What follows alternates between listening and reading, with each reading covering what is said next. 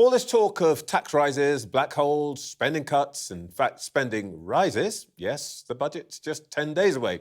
Well, we did our best to get a sense of what's going to happen from Wes Streeting earlier in the show. Not sure how successful that was. But what the Lib Dems, now a much increased force in Parliament, do if they would do if they were in charge of purse strings, and will they be opposing everything the government does? Let's find out, because I'm joined by the party's Treasury spokesperson, Daisy Cooper. First of all, do you believe Rachel Reeves's 22 billion black hole number? Well, there's absolutely no doubt at all that the Conservative government, the previous Conservative government, have left the economy an enormous mess. I think a lot of people have looked at those numbers and said that there were huge overspends, particularly in the Home Office, and there were delayed spending reviews that have contributed to a black hole. But of course, I think some of that money was through Labour's own pledges. So I think there is a big argument about what that number is. But I think what really matters and what people care about is, are their public services going to get better? Has the government got a plan to put the NHS and care back on its feet? And who is going to bear the brunt of fixing and cleaning up the Conservatives' mess? And we as a party are very clear that the burden of cleaning up the Conservatives' mess should be borne by the big banks, the big tech companies, the big oil and gas companies, not by struggling families whilst we're still in a cost of living crisis. Well, let's talk our way through those. You in your manifesto election, you said you wanted to spend more money. I think you'd raise an extra £27 billion in various ways. Let's just think about what the Chancellor might do. If she put up taxes on employers to spend more on public services, will you vote for that? I think we are deeply uncomfortable about that proposal. One of our concerns in particular is that there are many very small care homes and small care providers around the country, and they are on the cliff edge as it stands. And if the government were to put up employer contributions, particularly for these small businesses, for these small care homes, I think we might see many of them go from a state of crisis to a state of collapse with no choice but to close their doors. So we're deeply concerned about that particular proposal and how it might hit small companies in particular. Does deeply concerned mean that you're going to go into the no lobby? Well, I think what we need to see in the budget is the cumulative impact of all of these different measures. But as it stands, the rumour as it stands is that the government intend to raise the national insurance contributions on all companies, irrespective of whether they're small or large. And we're very deeply uncomfortable about that. And I think we would probably end up having to vote no against that. OK, so if they whack the big banks but not, let's say, small and medium-sized enterprises, you'd consider it? Well, what we've said is if the government does bring forward proposals to tax the big banks properly and reverse the tax cuts they've had since 2015, we would support that. If they do put up a tax on the big gambling companies, we would support that. There are rumours that the Chancellor may change the fiscal rules to allow more investment, to borrow more money to invest to rebuild our struggling and crumbling hospitals and schools. We would support that as well. But we are very concerned about this particular proposal on national insurance contributions because it could really hit small businesses and small care homes in particular. Another one that people have been talking about is a rise in fuel duty. It hasn't happened for, I think, 15 years now. Where are you on that?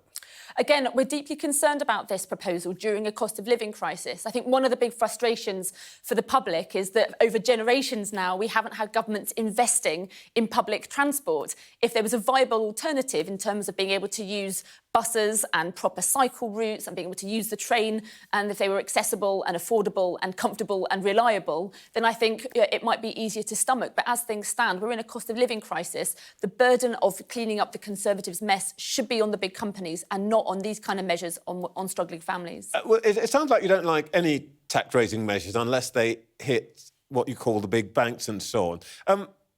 Do you accept that every time you say that, what you're actually saying is that you want to tax pension funds and the small investors who are actually the big banks? I mean, the biggest bank of all, NatWest, is the biggest shareholder is the taxpayer.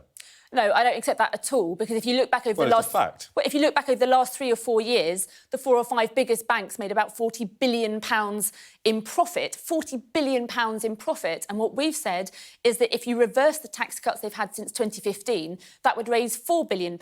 So that's only a tenth of the profits that they have made, and there's no need for them to pass that on to their pension holders. Yeah, but the point is that they're going to take that money out of your and my pension fund. They're going to take that money out of the savings of small investors who sign up with the big institutional investors like Vanguard and so on and so forth. I mean, big banks, you make it sound like there's a load of fat guys, billionaires sitting around taking money. But most of these institutions are holding the savings and the pensions of ordinary people.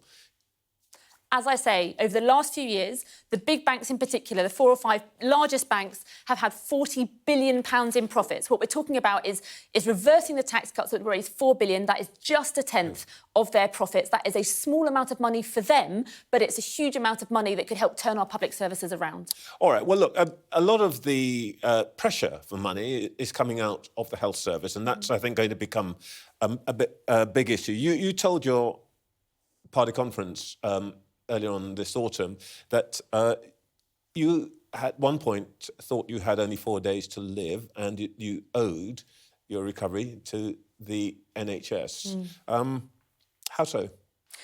Well, I think it now turns out I probably had Crohn's disease my entire life, but in 2012, I had been very ill for some time. I had been struggling to get a diagnosis. I was suddenly in so much pain, I was rushed into A&E. And after a few weeks of drug therapy, they concluded that I only had 4 days left to live if I didn't have life-saving surgery. So I went ahead with that surgery. And then after the surgery, it took a very long time for me to be able to fully recover and lead my life in the way that I now choose to. But I think the reason why I talked about my personal experience was because I am living proof, as so many people are, that when you have a strong health service, when you have strong health and care services, not only can you improve people's lives, not only can you improve their health outcomes, but you then enable them to be able to go back to work, to be productive in the economy and help with jobs and growth. And we have said as a party that health and wealth are two sides of the same coin. And if the Labour government wants to turn the economy around, they have to put health and care front and centre of their budget. Well, as we showed earlier on, that's £1 million every 3 minutes going into the health service. They're going to have to find that money from somewhere.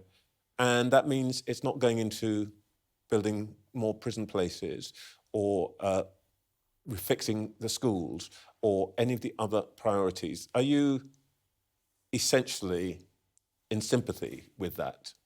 Look, fundamentally, the government is going to have to make choices, but we are clear as a party that health and care have to come first. This is how you get your economy back on track. Of course, the government also needs to fix our schools and fix our prisons. But I think what we've said is that we want the government, if the government wants to change the fiscal rules to allow more borrowing to fix our hospitals, our schools and our prisons, then we will support them in doing so. But when they want to increase day-to-day spending, we are giving them suggestions as how they can do that by taxing big banks and other big corporations. Daisy Cooper, thanks for your time this morning.